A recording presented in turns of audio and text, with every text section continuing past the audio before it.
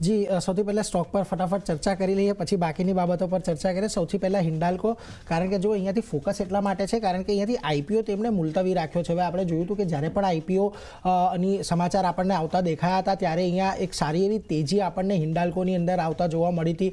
તેમનો પ્લાન એવો હતો કે તેમણે NYSEની ઉપર ખાસ કરીને નોવેલિસને લિસ્ટ કરવી હતી, પરંતુ હવે એના પર થોડોક અત્યારે મુલતવી રાખ્યો છે. તેમનું કહેવું છે કે જે ઓફરિંગનો સમય છે એની અંદર થોડુંક મૂલ્યાંકન કરવાની અહીંયાથી જરૂર છે.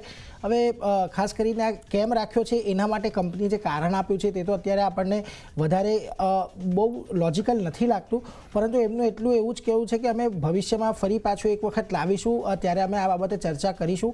પરંતુ આ એક સમાચાર ચોક્કસથી નેગેટિવ આજના દિવસે સાબિત થવાના છે હિન્ડાલ્કો માટે, કારણ કે જો આ કંપનીની અંદર નોવેલિસનો એક બહુ મોટો હિસ્સો છે, એટલે નોવેલિસની અંદર હિન્ડાલ્કોનો એક મોટો હિસ્સો છે. અને આપણે હંમેશા જોયું છે કે નોવેલિસના જ્યારે પણ પરિણામો આવે છે ત્યારે એની અસર હિન્ડાલ્કો પર ચોક્કસથી આવતી હોય છે.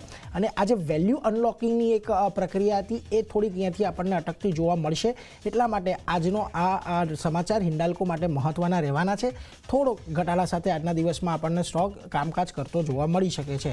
હવે ખાસ કરીને ટાટા મોટર્સ પર એક સમાચાર છે. બોર્ડ પાસેથી એક મંજૂરી મળી છે. TML કમર્શિયલ વ્હીકલ સાથે સંપૂર્ણ માલિકીની સબસિડરીના સમાવેશને અહીંયાથી મંજૂરી આપી દેવામાં આવી છે. અને બીજી તરફ ટાટા કેપિટલ સાથે ટાટા મોટર્સ ફાઇનાન્સનું એક મર્જર થવાનું છે. અને ટાટા મોટર્સની સબસિડરી છે ટાટા મોટર ફાઇનાન્સ, એટલે કે જુઓ હવે અહીંયાથી ટાટા ગ્રુપ જે છે એ ખાસ કરીને પોતાનો જે ફાઇનાન્સનો બિઝનેસ છે તે અહીંયાથી હવે એક કરવા જઈ રહી છે, કન્સોલિડેટ કે મર્જ કરવા જઈ રહી છે. આ એક સારી બાબત કહી શકાય, કારણ કે ટાટા મોટર્સ ફાઇનાન્સનું માત્ર ને માત્ર કામ ટાટા મોટર્સ જે વ્હીકલ ફાઇનાન્સ હતું એના માટે નહોતું. જ્યારે ટાટા કેપિટલ આપણને ખબર છે કે ઘણા બધા આખા ફાઇનાન્શિયલ સેક્ટરની અંદર પોતાનો વર્ચસ્વ ધરાવે છે. પછી મ્યુચ્યુઅલ ફંડ હોય કે બ્રોકરેજ હોય કે ત્યારબાદ અન્ય જે ફાઇનાન્સને લગતા કામ હોય તે, પરંતુ ટાટા મોટર ફાઇનાન્સે માત્ર ને માત્ર વ્હીકલ ફાઇનાન્સ માટેનું એક તેમની સબસિડરી હતી. એટલે હવે આને મર્જ કરી દેવાથી એક કામકાજની અંદર ખાસી એવી સરળતા રહેશે. આ ટાટા મોટર માટે પણ એક સારી વાત છે, કારણ કે કેવું થાય ને કે જ્યારે ફાઇનાન્સનો બિઝનેસ જો તમારો નબળું પ્રદર્શન કરતો હોય તો એની એક ઓવરઓલ અસર તમારા પરિણામ પર થોડી ઘણી આવતી હોય છે. એટલા માટે હવે અહીંયાથી આની અસર આપણને આવતી જોવા નહીં મળે. ટાટા મોટર્સનું એક સોલ પરફોર્મન્સ આવનારા સમયની અંદર અહીંયાથી આપણને જોવા મળી શકે છે.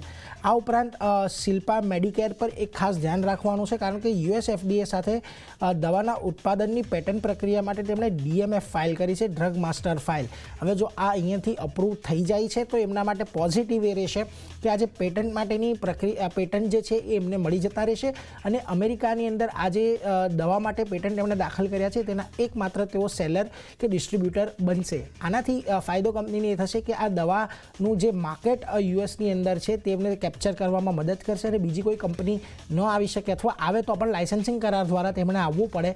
એટલા માટે એની પણ ઇન્કમ અહીંયાથી થઈ શકે છે. એટલા માટે શિલ્પા મેડિકેર માટે પણ આજના દિવસે આ એક પોઝિટિવ ન્યૂઝ છે. પરંતુ ખાસ આજે ફોકસ આપણે હિન્ડાલ્કો પર રાખવાનો છે, કારણ કે જે પ્રકારે આપણને નોવેલિસને IPOને થોડાક ડિલે કરવાના જે ન્યૂઝ આવતા દેખાયા છે એની ચોક્કસથી એક ઇમ્પેક્ટ આજે આપણને આવતી જોવા મળશે.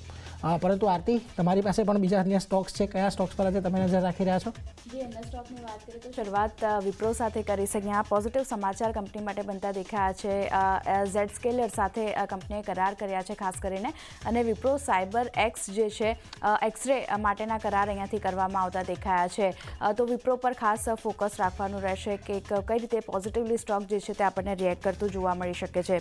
બીજી બાજુ વાત કરી લઈએ તો જે ડિઝાઇનર પ્લેટફોર્મ છે તેની માટે અહીંયાથી કરાર કરવામાં આવ્યા છે. NLC ઇન્ડિયાની વાત કરી લઈએ, લોન વધારવાનો વિચાર અહીંયાથી કંપની તરફથી કરવામાં આવ્યો છે. ECB દ્વારા જે $600 મિલિયન છે તે ફોરેન કરન્સી લોન વધારવા પર કંપની જે છે તે વિચાર કરી રહી છે. અને એક્સટર્નલ કમર્શિયલ બોરોઇંગ્સ દ્વારા આ લોન જે છે તે અહીંયાથી કંપની વધારી શકે છે. તો ફોકસ NLC ઇન્ડિયા પર પણ રાખવાનું રહેશે.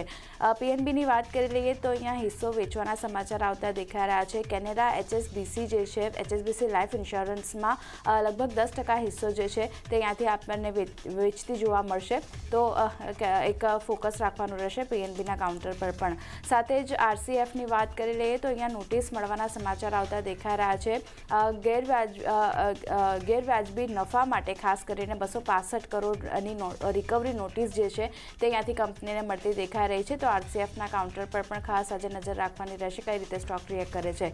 તો ચાંદની, ખાસ કરીને આ બધા સ્ટોક જે નીરજે જણાવ્યા, મેં જણાવ્યા, બધા પર ફોકસ રહેશે અને આપણે જે રીતે ઇલેક્શનનું પરિણામ આવ્યું છે તેના પર પણ નજર રાખવાની રહેશે. એના પર પણ ખાસ ફોકસ રાખવાનું છે.